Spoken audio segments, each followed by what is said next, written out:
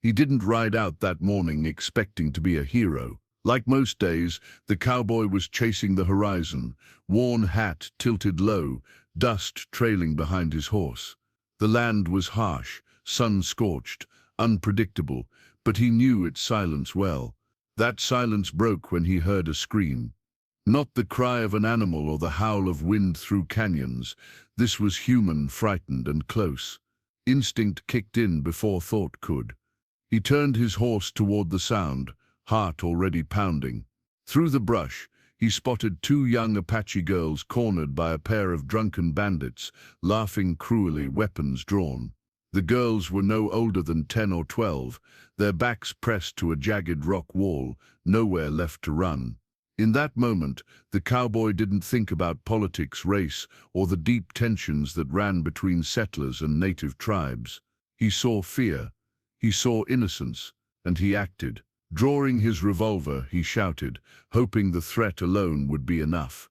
It wasn't. A shot rang out, and before the dust settled, both men lay on the ground, alive but disarmed, wounded enough to run scared. The girls clung to each other, eyes wide, breathing fast. He approached slowly, gently, lowering his weapon and raising his hands. He spoke softly, not sure if they understood, but something in his tone seemed to calm them. Eventually, they let him lead them away from that place.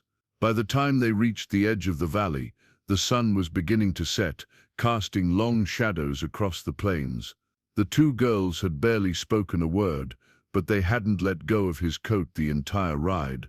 When they finally reached a cluster of trees near a stream, a figure emerged, tall, still, watching with eyes that had seen too much. It was their mother. She didn't run to them. She stood frozen for a moment, her expression unreadable. Then, as the girls called out to her, she rushed forward, dropping to her knees, arms open. They collapsed into her embrace, and the sound that followed was not words, but something deeper, a sob from a mother who had feared the worst. The cowboy dismounted quietly, unsure of whether to stay or go. He knew enough to understand that not every act of kindness was welcome across cultural lines. He tipped his hat, ready to ride away, but then she looked up at him. Her eyes held pain, yes, but also recognition. She rose, walked toward him slowly, and for a long moment they simply stared at each other. She didn't speak English, and he didn't speak Apache, but there are languages older than words. She reached into a cloth pouch tied at her waist and pulled out something wrapped in deerskin. With both hands she offered it to him, not like a gift, but like a ritual, something sacred. He hesitated, but something in her gaze told him to accept. He unwrapped it carefully, not yet understanding what it was, but the way she placed her hand over his heart afterward, that he understood, whatever he had done for her daughters, this moment was her way of saying it mattered more than he knew. As he held the small bundle in his hands, the cowboy could feel its weight, light in body, but somehow heavy in meaning. The deerskin wrap was aged, but carefully preserved, tied with a thin leather cord. Slowly, he undid it, layer by layer, until the object inside was revealed, a carved stone pendant, dark and smooth, shaped like a feather, with delicate etchings running along its surface. It wasn't something bought or traded, it was crafted with intention, maybe even passed down through generations. He didn't know its name, but he knew it wasn't just decoration, it meant something sacred. He glanced back at the mother. She stood still, watching him, her face solemn, almost reverent. He looked again at the pendant, now resting in his calloused palm. This wasn't a token of thanks. It was a gesture deeper than that, a kind of spiritual transfer, an acknowledgement of trust, of shared fate, and it shook him. He'd seen death, he'd seen cruelty, he'd seen the sharp lines drawn between people who didn't want to understand each other. But this was different. It wasn't gold, land, or even words. It was belief. In giving him that pendant, she wasn't just thanking him for saving her daughters. She was marking him, in a quiet, powerful way, as someone now connected to her people, their pain, and their hope.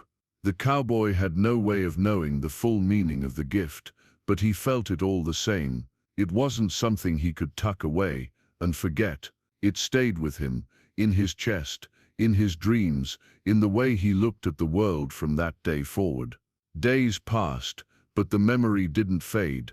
The cowboy continued his journey, riding across the open land like he always had, but something inside him had shifted. That pendant, the one carved with such care, rested in the inside pocket of his coat, close to his heart. He couldn't explain why, but it no longer felt right to be the man he was before that day. The land looked different, the silence deeper, and the faces of the people he passed now held more meaning. He began to wonder about the lives he'd never taken the time to understand. He found himself riding slower through Apache territory, not with the old wariness, but with a quiet respect. He listened more to the sounds of nature, to the stories whispered in the wind, to the feeling that maybe he'd been wrong about things. That simple, sacred gift had done more than honor his bravery. It had humbled him. It had forced him to question the stories he'd grown up believing, the ones that painted people as enemies, without knowing their names. He started asking questions, learning pieces of the Apache language, trading goods not just for profit, but for conversation. He was still a cowboy, rugged, independent, but now he carried more than his saddle and rifle. He carried responsibility. A sense that one good deed had tied him to something greater than himself, and though he never saw the woman or her daughters again, her gift never left him. It wasn't magic in the way legends speak, but it worked a quiet transformation all the same. It reminded him that sometimes the most unexpected encounters are the ones that set a man on a path he never knew he was meant to walk.